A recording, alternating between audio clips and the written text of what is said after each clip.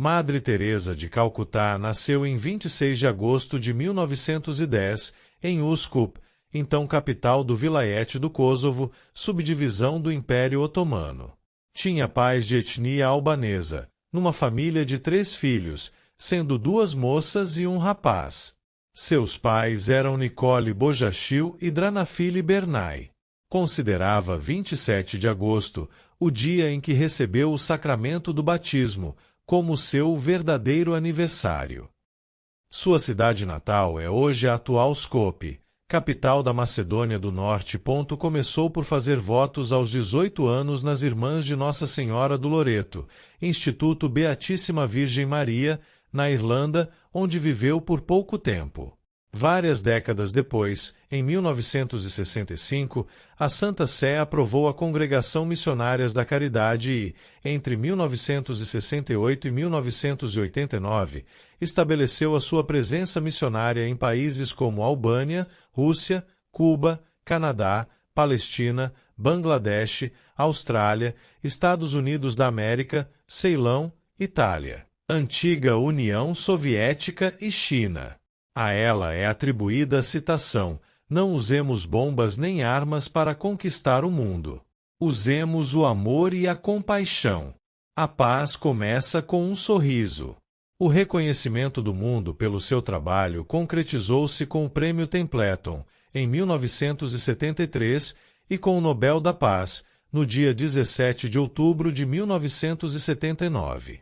Morreu em 1997 aos 87 anos, de ataque cardíaco, quando preparava um serviço religioso em memória da princesa Diana de Gales, sua grande amiga, que morreu num acidente de automóvel em Paris.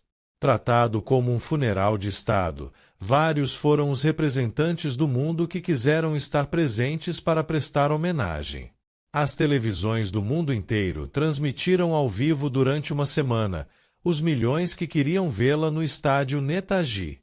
Encontra-se sepultada em Moterouzi Convent, Calcutá, Bengala Ocidental na Índia. 12. No dia 19 de outubro de 2003, o Papa João Paulo II beatificou Madre Teresa de Calcutá. O seu trabalho missionário continua através da Irmã Nirmala, eleita no dia 13 de março de 1997 como sua sucessora. Fase não teísta. Presidente da Itália Sandro Pertini recebendo Madre Teresa em 1978. Uma coleção de cartas dirigidas a uns poucos conselheiros espirituais e recolhidas no livro Madre Teresa. Venha ser minha luz, Mater Teresa. Come Be My Light, publicado em 4 de setembro de 2007, traduzido e publicado no Brasil pela editora Thomas Nelson, organizado pelo padre Brian Kolodjechuk, postulador da causa da sua canonização, revelaram, segundo alguns, dúvidas profundas de Madre Teresa sobre sua fé em Deus, provocando discussões sobre uma possível posição agnóstica. 3. Madre Teresa, em suas cartas, descreveu como sentia falta de respostas de Deus. Em 1956 escreveu: tão profunda ânsia por Deus e repulsa, vazio, sem fé, sem amor, sem fervor. Almas não atrai, o céu não significa nada. Reze por mim para que eu continue sorrindo para ele apesar de tudo. Em 1959, se não houver Deus, não pode haver alma. Se não houver alma, então, Jesus, você também não é real. Uma de suas cartas ao padre Neuner dizia: pela primeira vez ao longo de 11 anos, cheguei a amar a escuridão. Pois agora acredito que é uma parte muito, muito pequena da escuridão e da dor de Jesus neste mundo. O Senhor ensinou-me a aceitá-la como um lado espiritual de sua obra, como escreveu. Hoje senti realmente uma profunda alegria, que Jesus já não pode passar pela agonia, mas que quer passar por mim. Abandono-me a Ele mais do que nunca. Sim, mais do que nunca estarei à disposição. No entanto, o texto de suas cartas não afetou a campanha por sua santificação, já que a Igreja defende que outros santos também demonstraram dúvidas em relação à sua fé, como por exemplo São Tomé. A crise espiritual.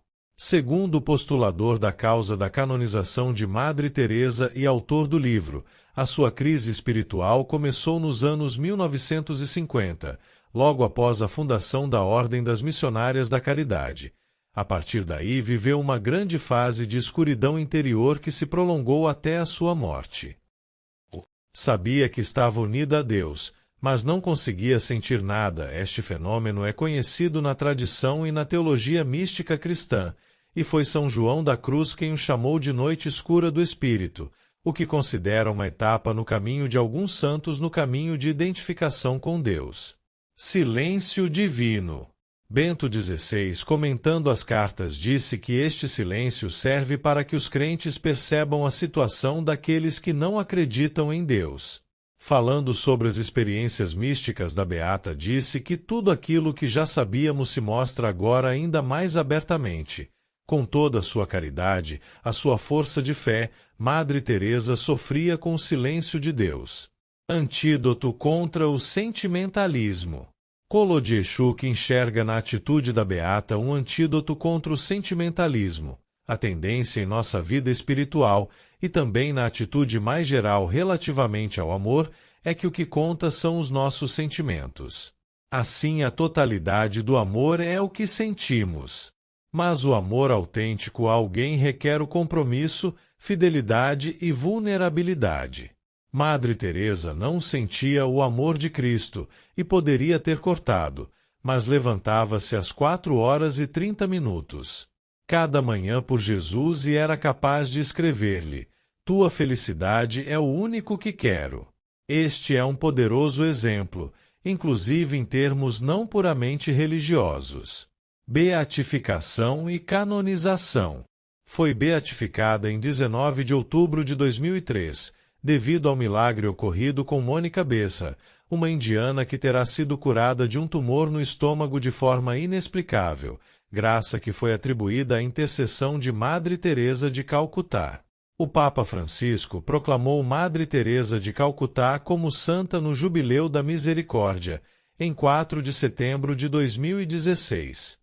A canonização aconteceu depois de a Igreja Católica ter aprovado, por unanimidade, a cura extraordinária do brasileiro Marcílio Haddad Andrino em 2008, que se encontrava em coma devido a abscessos no cérebro e hidrocefalia. Apesar de sua discrição e de evitar entrevistas, ele participou da cerimônia de canonização.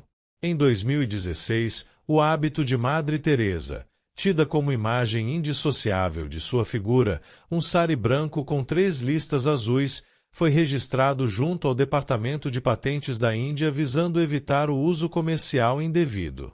Este é o primeiro caso de copyright de uma vestimenta religiosa no mundo. O hábito foi usado pela primeira vez por Madre Teresa em 1948 e, durante mais de 3 décadas, os tecidos foram desenvolvidos por doentes com lepra, que viviam em habitações sob a alçada da Ordem das Missionárias da Caridade. Nas imediações de Calcutá, a vida de Madre Teresa foi retratada na televisão italiana.